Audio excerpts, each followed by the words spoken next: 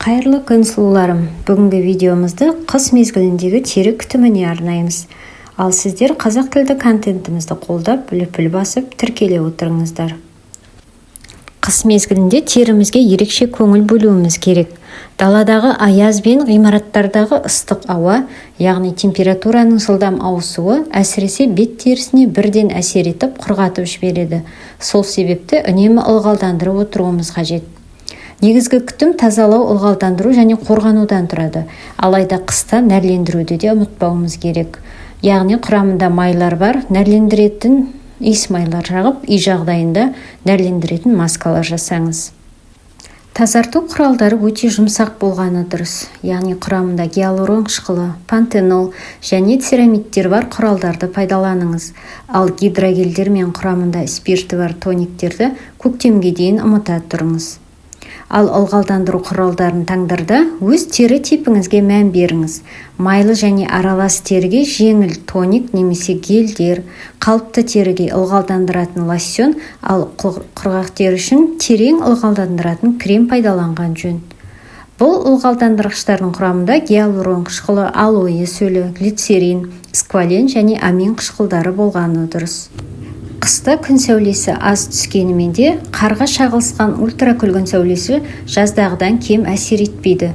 Сондықтан қорғаныс кремі міндетті түрде жағып жүріңіз. Теріге қосымша қоректендіріп құрамында С, Е дәрумендері бар иіс майлар қолданыңыз. Ескерте кету керек, кремдерді сыртқа шығардан 1 сағат бұрын жағыңыз.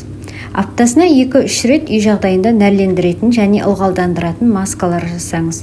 Арнамызда әр тері типіне арналған маскалар жөнінде видеоларды қарап шығуға кеңес береміз. Қыс мезгілінде тері саулығын сақтап қалу үшін жуыну ережелерінде қатаң сақтаңыз. Ванна немесе душ қабылдағанда өте жиі және ұзақ түсуден аулақ болыңыз. Су 35 градус Цельсийден жоғары болмағаны жөн. Себебі ыстық су терідегі керекті май мөлшерін азайтады. Ал май мөлшері азайса, терінің қорғану қабілеті төмендеп кетеді. Ваннаны аптасына 2 реттен артық қабылдамаңыз. Көбікті ваннадан гөрі майлы ванна қабылдаған жөн. Бұл әсіресе құрғақ теріге өте пайдалы. Жуынып болған соң ылғалдандыратын лосьондар пайдаланыңыз. Ылғалдандыратын құралдарды күнделікті жеткілікті мөлшерде қолданыңыз. Қыс мезгілінде кез келген тері құрғайды.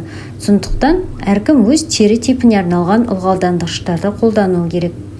Ылғалдандыратын иіс майлардың құрамында өсімдік майлары, яғни арган мен линол қышқылы және ши майы бар болғаны өте жақсы. Ылғалдандыратын лосьондарды денеге түгел жағып шығыңыз. Әсіресе құрғақтыққа бейім келетін аяқ, табан және шынтақтарды ұмытпаңыз.